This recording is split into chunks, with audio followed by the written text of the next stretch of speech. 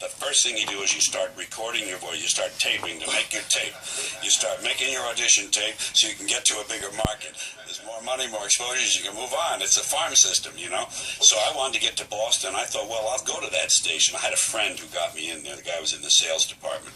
And I figured, well, I can make a base there, and I can look around Boston for a top 40 station to go to. But it never worked out. But I met Jack Burns there. We roomed together with a third guy, Ron, and hit it off very well comedically, and I lost that job. I got kicked out of there for taking the news unit, the mobile news unit, from Boston to New York on the weekend just to buy some grass. That was what I did. So, you know, once the twig is bent, you know, so grows the tree, and there I was. Well, wait a minute, you didn't go there because the pot was so good in New York. You didn't know anybody in Boston, right? I didn't know anybody in Boston, and I wanted to be with my buddies down in New York. Right. So we were five of us driving all through Harlem looking for grass because we knew where to go. 135th Street was the stop. We had certain stops we could make to buy grass, and we're driving around in this thing with, it says on the outside, it says WEZE, NBC News, you know, and we're looking for grass, and we're all like guys, you know, in our early 20s, so it was a lot of fun. But got fired from there, was out of a job for a while, and then I got called down to Fort Worth, where another guy from radio in Shreveport had moved on, a sales director, and he wanted me for their station in Fort Worth, so he brought me down there. So number one station, I got the homework shift, 7 to midnight, answered my own phones, took all my own requests and dedications, and suddenly one day Jack Burns showed up from Boston. He says, I'm going out to give Hollywood one last chance at me. That was his attitude, which is the way to look at things. And his tires were bald, so luckily a news job had opened that day, and he got that job, and he was my nighttime newsman. And you know the rest. We went down to an after-hours comedy joint, which was really a coffee house called The Cellar in Fort Worth. And we did impromptu sketches every night, impromptu skits and two-man stuff. And it was so successful, we left radio. We said, screw this. You know, we had great jobs. We were making like $300, $400 a week. It's 1960, and we're in Fort Worth, a good market, and we could have gone on from there. But we decided to quit radio because we'll go to Hollywood and become stars. Because we have this filthy act that we did. Filthy. It was just, and in those days, filthy comedy didn't have a market for it at all. And there we were, how naive, but how wonderful when you're in that age period, to just get in my newly bought Dodge Dart Pioneer with the tinted windows and the AM/FM radio, and drive to Los Angeles on spec, you know, on speculation. We had about $300, and we got lucky out there. I got lucky every time I turned around. Well, when you went out there, you got a job at a club. Yeah, no, what happened was this. First, we went out there and we were looking to see how we could get into show business. We knew we had this act we had written, and in the daytime we'd write stuff and learn, and terrible. So, we would go to places and look at other people, and we would hang around Dino's on the Strip and figure Frank Sinatra might come in. We hung around the Brown Derby one night, and Rock Hudson came floating through. And, you know, we were just using up our money. And one day we went back to the apartment, and the rest of our money had been stolen out of the sock drawer. Good hiding place, George. And we had no money. So we thought, well, gee, we hadn't counted on that. And we had vowed not to work, just to go straight into show business. We didn't want jobs, none of that bellhop stuff, none of that car hop, none of that stuff. We won't go into radio out there. But what happened was the only thing we knew was radio. And the only thing we really felt we deserved was radio. The second biggest market in the country. I mean, it was sheer lunacy to expect to just get into that market. But we went first to KFWB, number one in the market, top 40 station.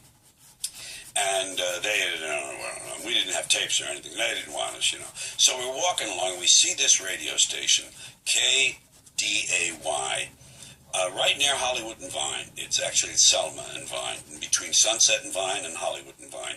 We walked in there, and that's where my star on the walk is now out in Hollywood. Really? I had them put it out in front of that radio station. It's kind of nice. We went in there, and they were looking for a morning comedy team. I mean, it's just all luck, you know? You just get lucky and you're on a roll. They were looking for guys like us. We did a tape for them. They loved us. They called us the Wright Brothers. Instead of our real names, they called us the Wright Brothers. But it did a big publicity campaign, ads in Variety, full-color ads and everything, and put us on the air. And here we are on the air about, let's see, it would only have been about 2 months after we got there. And it was just sheer madness, you know. There we were. That wasn't good enough for you. No.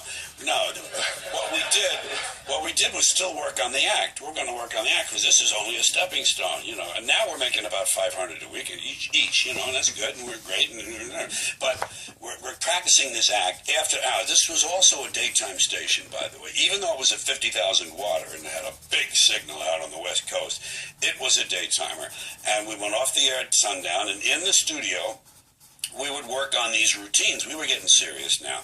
And nearby, about 2 blocks away, was a coffee house. That was the way for us to get in. They were now coffee houses. It was the era of the beatniks. And coffee houses liked offbeat entertainment. And we knew we could get in there and do our stuff for the owner maybe and get a shot. Just get a hootenanny shot. Get a single shot, you know. And we went over there. He liked us and he hired us for 2 weeks. And we're still rehearsing our act, and a guy came walking through the studio because it was an office building, and you could see the studios on your left, and there were little offices here. He was a song plugger. He was a guy who used to do PR for songwriters and stuff and record labels. And he saw us, and he used to be the road manager for Rowan and Martin. And he says, I think you guys could make it, you know. So we gave him he became our manager. We went in this little coffee house. They held us over for 6 weeks. Lenny Bruce came in and saw us. Mort Saul came in and saw us. And based on that, Lenny Bruce, we got a contract with GAC, one of the biggest agencies in the country. They had New York offices, Chicago, and Beverly Hills offices. And we got into nightclubs where we quit radio again. We quit. We said, no, sorry about that. We got something to do. And we went on and began a career that worked out very well. 2 years together. We were on The Tonight Show with Jack Parr that October. We drove out of Shreveport in March. We drove out of Shreveport in March, and that October we were on NBC television at night on the biggest show for a comedian. It's just stupid, you know. But, man, it can happen. It can happen.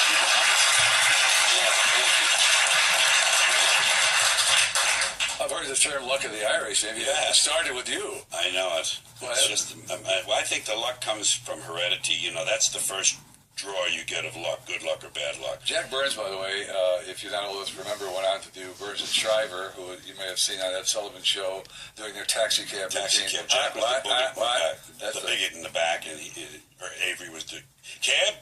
Yeah, well, you know, these commies out there, the commies, you know. He did that character very beautifully, and he had a good career. And he played Warren when Don Knotts retired from Mayberry RFD. He played Warren. He was the new deputy. And he's had a good career of writing and producing things. Now, you went on to become a solo act. Yeah. Each of us wanted to eventually become soloists. Ed Sullivan. Yeah. How in the world did that happen? Well, that's a part of the process as you become known. This was the era of variety television. And there were 2 important syndicated TV shows at that time, Merv Griffin, and had a show. It was a 90-minute nighttime show, and it was syndicated as opposed to being on the network. And so was Mike Douglas. Mike Douglas had a daytime show that was syndicated, both out of Westinghouse Westinghouse Television.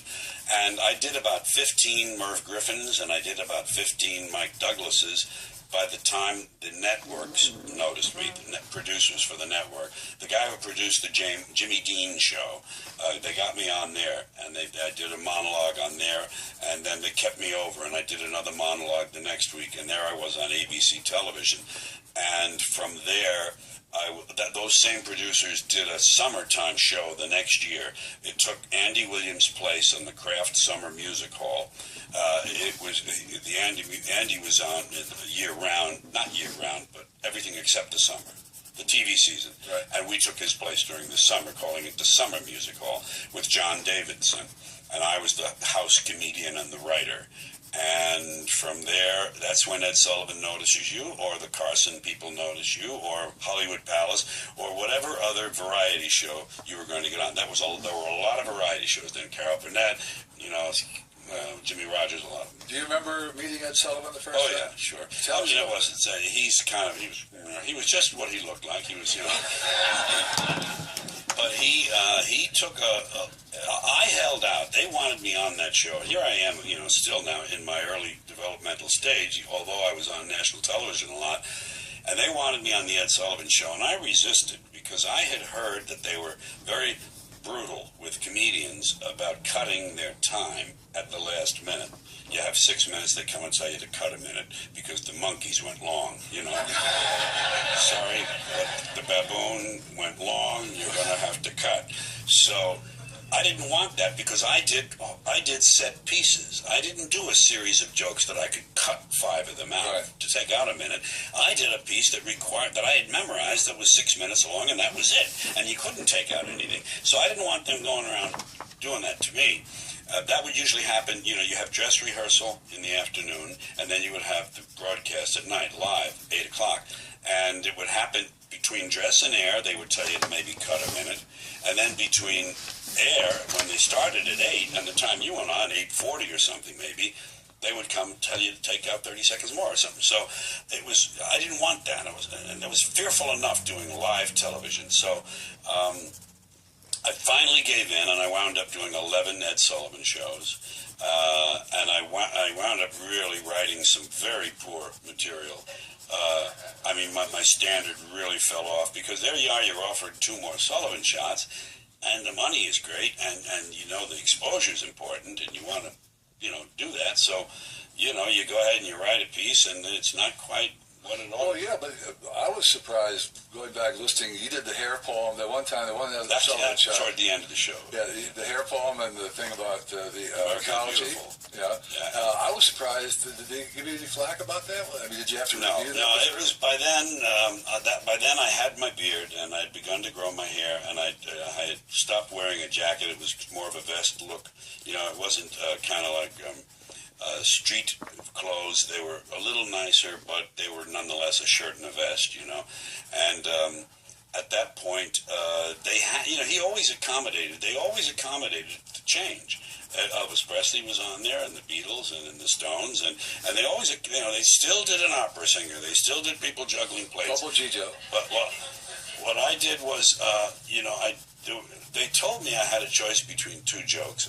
At dress rehearsal, I did, among other jokes, I did 2 jokes that were topical, and one of them was about Governor George Wallace of Alabama, who was running for president, who was a racist and a segregationist, and he had a favorite saying. He would always talk about the liberals by referring to the pointy-headed intellectuals. He called them pointy-headed intellectuals up there in Washington. He was a populist. He appealed to a populist kind of a racist thing.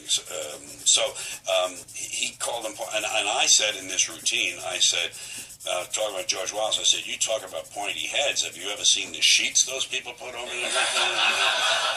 So that was one joke. That was one joke in the monologue. Another joke in the monologue was about Muhammad Ali. Muhammad Ali was the champ at that time. His name was still Cassius Clay.